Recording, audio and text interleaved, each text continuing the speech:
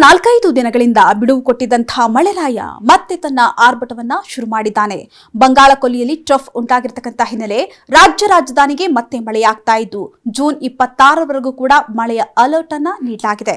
ಅದರಲ್ಲಿ ಉತ್ತರ ಒಳನಾಡಿನ ಜಿಲ್ಲೆಗಳಾದಂತಹ ಬೆಳಗಾವಿ, ಧಾರವಾಡ, ಹಾವೇರಿ, ಬಾಗಲಕೋಟೆ, ಕೊಪ್ಪಳ, ಬೀದರ್, ಕಲಬುರಗಿ, ವಿಜಯಪುರ, ರಾಯಚೂರು, ಯಾದಗಿರಿ ಮತ್ತು ಗದಗ ಜಿಲ್ಲೆಗಳಲ್ಲಿ ಮಳೆಯ ಅಲರ್ಟ್ ಅನ್ನ ನೀಡಲಾಗಿದ್ದು ಹಗುರದಿಂದ ಸಾಧಾರಣ ಮಳೆಯಾಗಲಿದೆಯಂತೆ.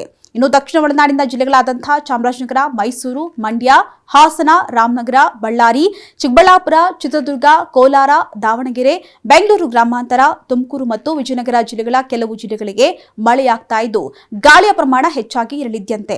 ಇನ್ನು ಕರಾವಳಿಯ ಜಿಲ್ಲೆಗಳಾದಂತಹ ಉತ್ತರ ಕನ್ನಡ, ಉಡುಪಿ, ದಕ್ಷಿಣ ಕನ್ನಡ ಜಿಲ್ಲೆಗಳಿಗೆ ಯೆಲ್ಲೋ ಅಲರ್ಟ್ ಅನ್ನು ನೀಡಿದ್ದು ಇನ್ನು 3 ದಿನ ಧಾರಾಕಾರ ಮಳೆಯಾಗುವಂತಹ ಸಾಧ್ಯತೆ ಇದೆಯಂತೆ.